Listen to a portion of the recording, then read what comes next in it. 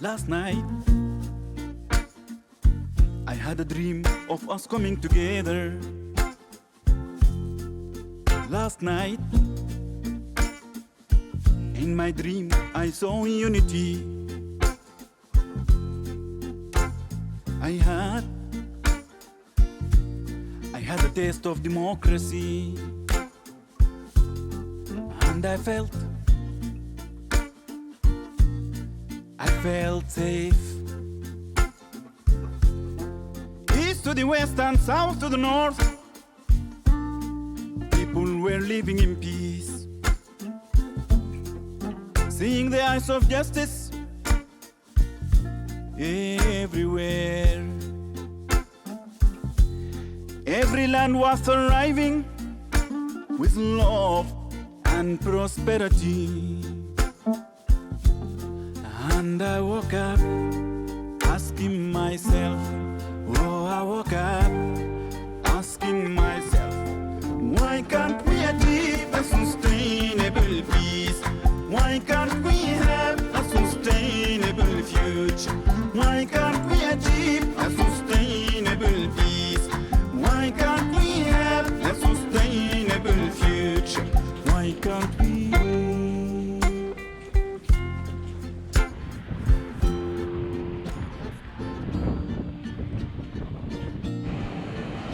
Tai labas, atvažiavau iki Farsund miestelio, apie 16-17 km teko numinti. Na, palygų man, nes vis tiek važiuoju čia palei jūrą, tai nebuvo per daug kalniukų. Iš ryto pavyko susimontuoti video, netgi gulint palapiniai. Tai, kaip sakiau, kompiuterį noriu iškraudinėti max iki kokių 40%. Tai ir iškroviau iki 45 tik tais procentų, apie valandą padirbau, tai pavyko video sumontuoti ir į telefoną persikelti. Na ir iš telefono paskui susikėliau. Tai dabar čia dar atvažiavau prie kompiuterio, truputį padirbsiu prie tam Farsund, bet jau baigiau darbus. Ir pažiūrėjau, kad pradėsiu važiuoti dabar Eurovelo 12 keliu. Eurovelo tai yra kelių tinklas po visą Europą. Čia tik tais 12 pasijungiau. Bet 12 tai reiškia yra ir 1, ir 13 netgi yra. Tai jo, kol kas 12 važiuosiu, nes dabar esu apačioje va čia kažkur tais. Ir turėtų būti ženklai netgi Eurovelo. Ir iki pat Oslo turėtų būti sužymėtas kelias Eurovelo 12. Tai dėl to labai smagu. Nu, su šito padaugintuvu tai puikiai, vat vienos rozetės reikia ir galiu dabar baterijos 2 susikrauti, kompiuteris krovėsi ir čia yra su 2 jungtimis, tai galima ir powerbanką ir telefoną. Tai atrodo belė kiek iš vienos rozetės galima susikrauti, kai va toks vat yra. Tai tikrai praverčia, kasdieną naudoju. Perkandu 2 morkas ir važiuotam.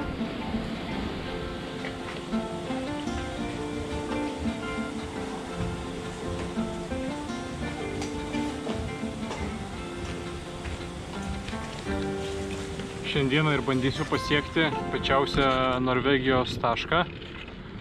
Man reikėjo gal 30 dabar lieka, nes apie 30 dabar jau nuvažiuota.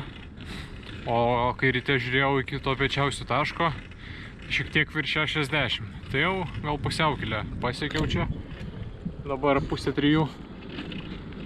Tai šiandien anksčiau, manau, susisuksiu, eiti, įsikurti nakvynę ir kažkur prie to pečiausio taško ir nakvosiu.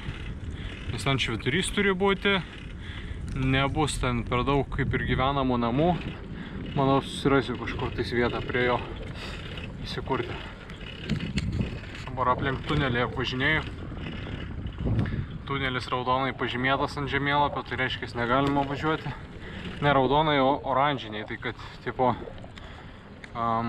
reikia būti labai atsargiam. Bet yra apvažiavimas, tai geriau apvažiavimą renkuosi.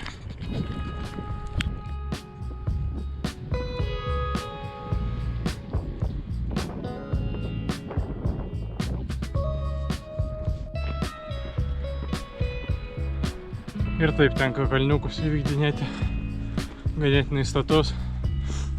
Tai lipu, čia porą serpantinų reikia pereiti.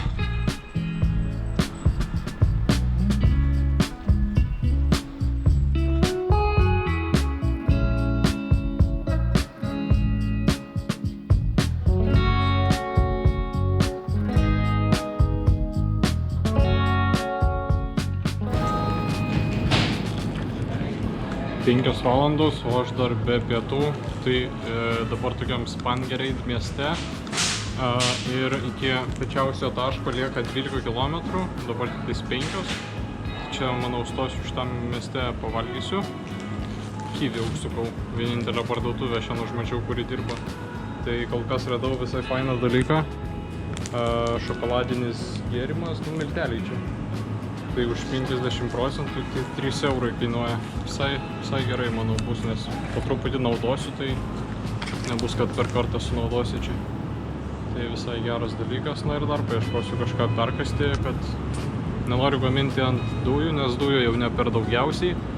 O kitas miestas, kur tikriausiai, į Biltemą norėčiau užvažiuoti parduotuvę, kur ir praeitą kartą pirkau, tai jis, nežinau, už ten porą šimtų kilometrų. Tai kol kas pataupysiu, pabandysiu taip kažką šalto suvalgyti. Po valgymui pasiruošiau tokias salotas. Turėjau majonezo, tai va, kopūstas ir bananą įsidėjau vieną. Jeigu trūks, dar įsidėsiu banano arba dar kopūsto. Nusipirkau ir sūrio, tai va, pasimėgausim. Šitas tradicinis ožkos sūris, labai skanus man jisai. Raudoną šį kartą paėmiau. Dar yra violetinis kažkoks, tai dar ateičiai pasiliksiu paragauti. Tai va, su duona dar ir pasivalgysim. Tikiuosi lietus praeis, bet jeigu ir nepraeis, tai jau nėra jis man jau toks jau baisus, nes tik tais 12 km iki tenais ir maždaug palygumą važiuoti. Ir bus taip, kad šitą miestelį, kur esu, tai aš grinai dabar suvažinėsiu iki 12 km iki piečiausio taško Norvegijos ir tada vėl į šitą miestelį grįšiu ir nuo jo vėl važiuosiu. Nes čia kaip ir vienas kelias dabar veda iki to piečiausio taško. Reiks grįžti rytoj. Tai va, neskubėdamas pavalgysiu. To ir parduotuvė čia jau užsidarys tas Kyvį. Iki 6 dirba. Dabar jau gal be 26.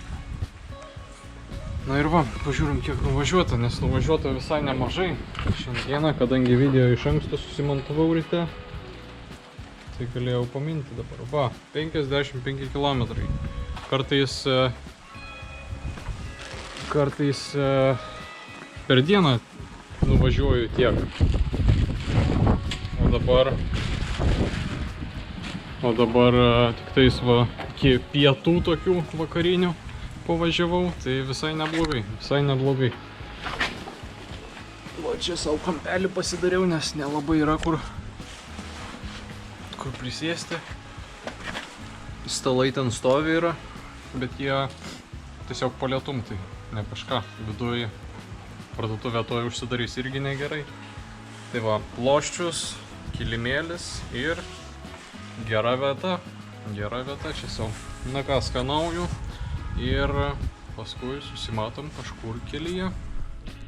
Kopūstą pasibaigiau labai lengvai. Tai dar vieną porciją pasidarau. Vis dėlto tikėtina nepraeis lietus, nebent į vėlesnį vakarą. Tai dabar jau reikia taip suprasti, kad kai dabar jau išvarysiu, tai šiek tiek šlapsiu, bus vėsoka.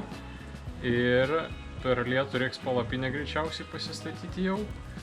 Ir tada lietus pasibaigs tik tada, kai jau įlysiu į palapinę ir būsiu visus daiktus susidėjęs.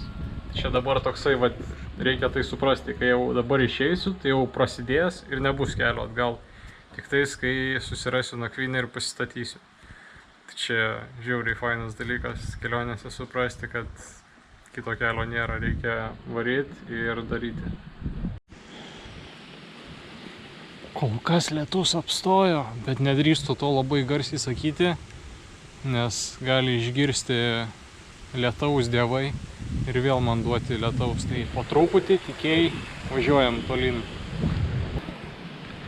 Įsikūriau, tik ką iki to švyturio, kur yra piečiausias Norvegijos taškas, lieka tik tais 3 km ir beveik jokių kalnų nebus.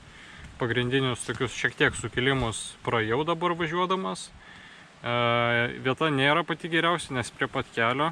Čia toks buvo kaip ir stovėjimo aikštelė nedidelė, bet užtat ežeras yra šalia. Tai dabar po šito nufilmavimo persirengsiu ir šoksiu į ežerą apsiprausti, nes vis tiek šiandien suprakaitavau truputį. Nežinau, tikriausiai per daug nesimatys, bet kelias štai čia, o palapinė čia. Tai viskas ganėtinai artėja, bet man tinka, nes dabar jau vėlus vakaras, sekmadienis. Tai per daug čia kas nevažinėja, o pats rytą pradedu atsikeliu nuo 7, jau 8 tikriausiai būsiu kelyje. Tai man čia nemanau, kad bus daug eismo ir daug automobilių. Tai apsistoju čia, varau maudytis ir iki rytojaus. Rytojaus tikslas - piečiausias Norvegijos taškas. Tikrai pasieksime. Iki.